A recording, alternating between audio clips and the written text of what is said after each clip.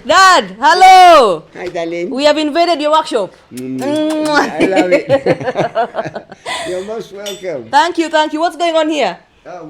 We are rebuilding an engine. This engine is about 40 years old, and it has been used for 20, Yeah. but then it was abandoned for 20. Oh, no. So we are rebuilding it to a new one. 21. Yeah. Yeah. It used to be in a boat belonging to the mission. Yeah. Here, this mission, you're inside this compound, belongs to the Catholic mission. Yeah. And they have got a boat down there. We can go down and have a look. No worries.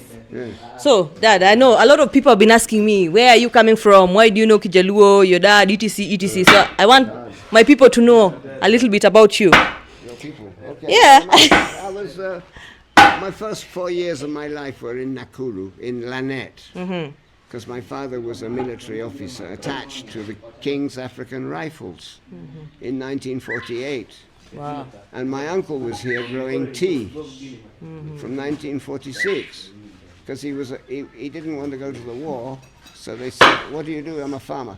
So we have an attachment to Kenya, and I was raised for the first 4 years of my life in Lanet. Yeah. Then we went to another country, but I always knew that I would come back to Kenya. So how many years have you been in Kenya so far? By now, Yeah. oh, 5 plus 45, 50. 50 years. Yeah, almost, yeah. So what attracted you and what made you settle down in Kenya? I'll tell you, I was afraid of the Third World War. Why? What? The What do you Third mean? World War, the nuclear war, which is going to happen between America and Russia. Yeah. So I realized that here was the safest place to be when all the fallout was killing people up there. Wow. So you saw it all those years, many, many years ago. Yeah. I also saw that this place, the climate, is summer all the time. It's Yeah. just warm. There's no central heating. Always sunshine. It's always sunshine. That's the central heating. Yeah, and you don't have any warming cables in the driveway. Yeah. In Norway, they use electricity to melt the snow on top of the drive. The climate is not so good down there. So, not so good. a lot of people ask us, hey, where are you from? All the time, all the time. Hey. So maybe first of all, as your daughter, what do you think about me? I mean, I think you're wonderful. You're a product Yeah. of a Scot Luo. You know, my wife is a Luo, pure, from Rodikopine. And those people, they have got something in their soul Yeah. which is really, really pro-human. But me, I was selfish. I wanted to have a son. I really wanted to have a son, so Yeah. we tried. And the first mistake was you. So it was a mistake. Eh? Not at all, not at all. It was a good shot. Anyway. It was amazing. Yeah. When you were born, it was in the house. Oh, yeah. And Mum was on the sofa, and I put the table near the sofa. They were on the same height, and you came jumping out, crawling like Onjiri. Yeah, I remember for a very long time you guys called me Dede. Yeah, Daddy. Yeah. Come Oh, on. that's So fantastic. anyway, then Philip came along, your brother. So I knew I had my son now. So a lot of things that people ask me also is, how did you meet Mom? Because Mom is Nyarkanyada. Where did you meet her? Ooh, it's a long story. How did you finally manage to convince her to come home? I didn't have to convince her. She said, "Can I wash your clothes?" Are you sure? We are going to ask Mom. Say the truth. Ask Mom. You see, when I was renting the new house, there was nothing in the garden. There were no trees.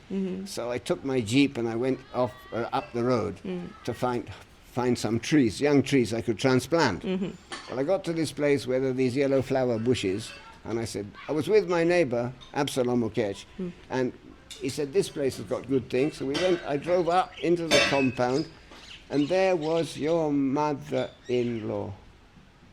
Your mother-in-law. My mother-in-law. Yeah, I didn't know my she was grandmother. my mother-in-law then. Yeah. But while I was talking to her, asking about the things, the mother-in-law said, you can take some of these stones. I've got too many rocks in this compound. So I said, fine. But anyway, your mum came out of a heap of grass, and she was carrying a little baby. And the eyes in her head, they nearly popped out. And I said, oh, nice. And we carried on digging the trees and take them home, and then we put them in the garden. Then I told my friend, my neighbor, I said, that girl's nice. Yeah. Can you ask her around for Saturday tea at 4 o'clock? Yes. So you are doing it the English way. Did she come for tea? Yes, she I never left. She's still drinking tea up to date. Anyway, I'm going to confirm all this with Mom. Let's do it. That's the way I remember it. So living here, what kind of business have you been doing? How have you managed to survive? Me, I'm a designer. I'm an artist designer, and I went to an art college in Britain. Yeah. Where I got a diploma in environmental design. Yeah. Which gave me a free gambit to make things in concrete, in steel, different things, decorative or structural, not so much, but more to do with where you live and stuff. Well, when I came here, I had all of these ideas in my head about ferro-cement building, steel boat building. These are things which I would bring here and try to instill it in the locals if they're useful. Yeah. Well, ferro-cement building is wonderful. I see it all over the place. In Marunda, I see people building with my technology. That's beautiful. It's a wonderful thing to see, right? Eh? Seeing your technology being used out there by the upcoming generation. Let me tell you the best thing that's happened to me lately. My 2 sons are building boats on Lake Victoria. And I'm here just receiving the profit. Woo! The sons you were looking for. Yeah. Oh, that's wonderful, Dad. Yeah. Anyway, great. Thank you. My daughters are not too bad either. They are trying. Great. That's good. All right. Thank you so much, Dad. You want to go down and see the boat? Yeah, we can do that. Yeah, it's just down here. Hey, we can see the boat is called Nyasairo, come on. Yes. What are you doing? Are you succeeding? What are you moving?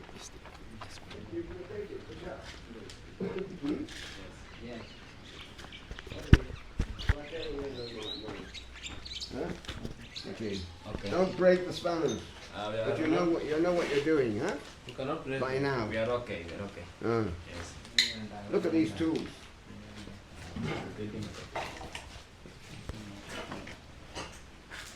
Mano ora usakelana. Ma from Nairobi. And the most useful that we've been using mostly now is the other one with the sockets. And it's so good. Yeah. This one. This one is so good because I bought this one, 14. He brought the 21, which we've used, but this is most useful now. Great. Aura, number 1. So, Dad, are you planning to write a book about all this? Because you need to pass down the knowledge somehow. Yeah, I would find the time I could do it. Well, I still got my memory anyway. Yeah, you need to write a bit because you have a very good memory still at almost 80 years old now. Oh, come on. By the way, Lulu, one thing that I'm happy about, I can see you are bringing up a new generation of, I think you're passing down your knowledge to the new I hope generation. so. As long as I don't destroy my tools. That's what I'm worried about. No, they're learning. They're learning. A bad workman destroys his tools or fights with his tools. What do they say? Yeah, it's if you bend them in the wrong way. Come on. So this engine, what does it do basically? The engine itself? Basically, this is a V8 engine, very powerful. Okay. And it can be turbocharged. It has a gearbox and it has a shaft and a propeller at the back, and it pushes a boat. So where did you learn all this, how to do this? Or it came into you naturally, or you went to school about it? You see, boats. I've always loved boats. I used to make model boats when I was a kid with putting electric motoring with batteries and with a little propeller. It goes. So I know about propulsion and shafts and propellers from a very young age. And I used to make model aeroplanes which used to fly. So, yeah. Wonderful, wonderful news. But I love this work because it's like makes your hands dirty. And it keeps your mind busy. Where we say in northern England, where there's muck, there's brass. Where there's muck, there's brass. Where there's muck, that's muck, muck. There's brass. You know, coins are made of brass. Oh yeah. So we go see the boat. Yeah, we go down there. We're down here at Kidogo and have a look. Ah yeah. It's a beautiful place. That's great. You go and see.